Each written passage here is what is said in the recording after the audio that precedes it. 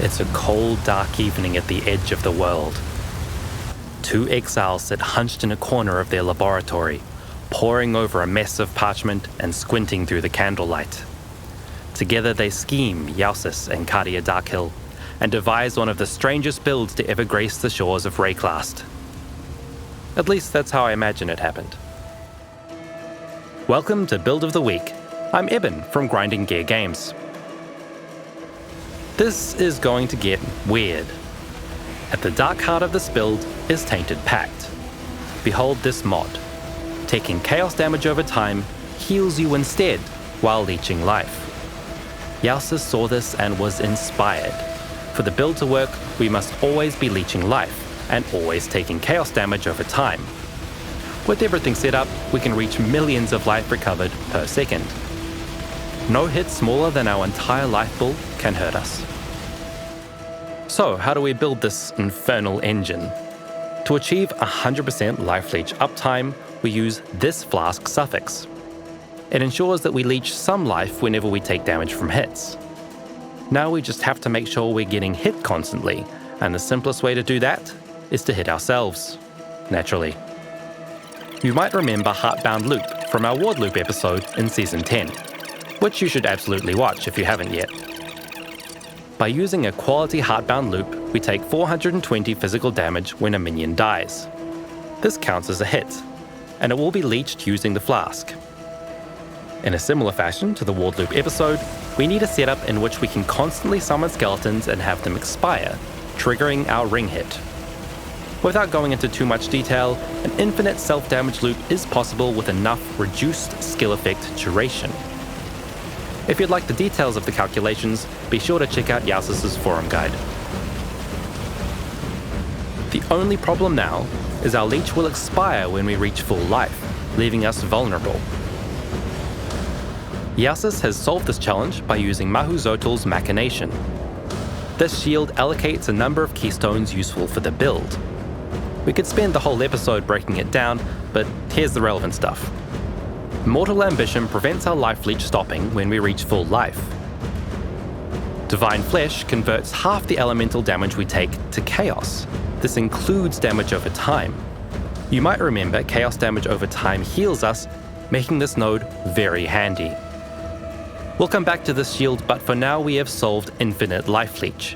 Using these three items, we now have 100% uptime on Tainted Pact's key modifier. In the words of Jousis, infinite healing doesn't matter if we can get one shot. Behold, this is the complete list of defensive layers this build has to offer, not including our own life leech engineering. We won't go into all of these, but they're necessary if we want the semi-invincibility we're striving for. Let's talk resists.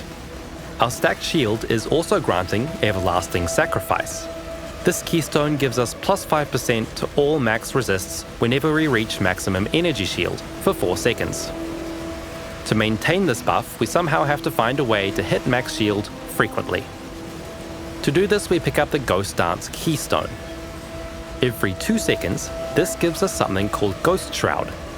And when we're hit, and remember we're hitting ourselves constantly, we lose the Ghost Shroud and instantly recover shield equal to 3% of our evasion rating.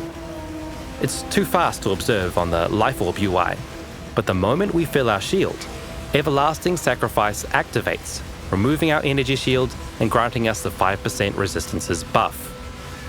We now get to keep that buff on us indefinitely for the price of 1 passive point. Jousis has combined the Divine Flesh keystone from our shield with the Tempered by War keystone. Together, this means we're not taking any cold or lightning damage at all, as it's all being converted. Half to chaos and half to fire damage. We can therefore leave those other resists in the negative. What? And thanks to the permanent Everlasting Sacrifice buff and other bonuses, we have 88% max fire resist. To hit that maximum, we're using a juiced ruby flask. All in all, this means we don't need any elemental resists on our gear. I told you this will get weird. Our chaos resist is a different story. Thanks to our amulet, the more chaos resist we have, the less life recovery we get.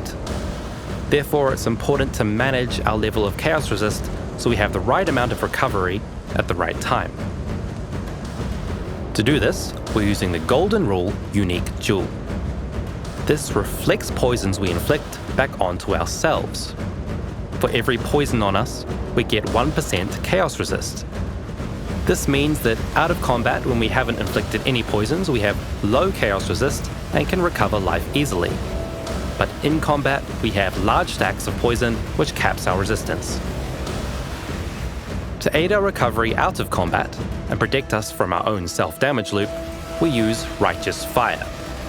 Remember that half our elemental damage is being converted to chaos damage, and our amulet heals from chaos over time. So as long as our elemental resist is higher than our chaos resist, all sources of elemental damage over time will heal us. Righteous Fire, which would usually be burning us up, is dealing chaos damage over time and is instead recovering our life. In the same vein, we're using the Spicy Annihilations approach boots. These deal 10,000 fire damage per second to the wearer, which after some math is healing us for 4,400 life per second instead. With both of these effects together, we're getting around 100% life recovered per second, all the time. So what happens when we get into combat and start stacking those poisons on ourselves? Jousis explains that thanks to the way monster life scaling works in Path of Exile, our poisons are dealing tens of thousands of damage per second. When reflected back to us, you might see where I'm going, that's tens of thousands of healing per second from a single poison stack. Even with max chaos resist, when we hit our maximum 100 poison stacks, that's something like 35 million life recovered per second. Of course, once we're recovering our life pool in an instant, the numbers beyond that become irrelevant. So we're almost invincible. How do we deal damage? Forbidden Rite is a skill that lobs an explodey chaos projectile, and extra projectiles that automatically target enemies. When supported with more projectiles, the explosion area damage can overlap. It is scaled by our life and ES numbers, but spends a big percentage of them whenever it is cast, making it a very strong skill with a nasty downside. But remember how we're healing to max life every tick? When using this skill, we instantly recover any life we lose from casting it. Jousis is even using the Sacrifice support gem, which spends even more life to deal even more chaos damage. For our leech loop, it's clearly important that we should be inflicting poisons. For this, Jousis is using Cosprey's Will. Every mod on this chest is useful, but most importantly, it allows us to always poison when hitting cursed enemies. To curse everything, Jousis is using multiple cast on damage taken setups, which are constantly being triggered thanks to our self-damage loop. Regarding the constant spell spam, Bladefall among others, these aren't for damage, but instead for allowing us to inflict those poisons and apply wither stacks from our Pathfinder Ascendancy for even more chaos damage. Otherwise, we're investing in our damage through our gems, tree, and weapon. This build is a powerful example of how mechanics can be flipped upside down, with self-damage, self-poison, self-leech, and negative resists.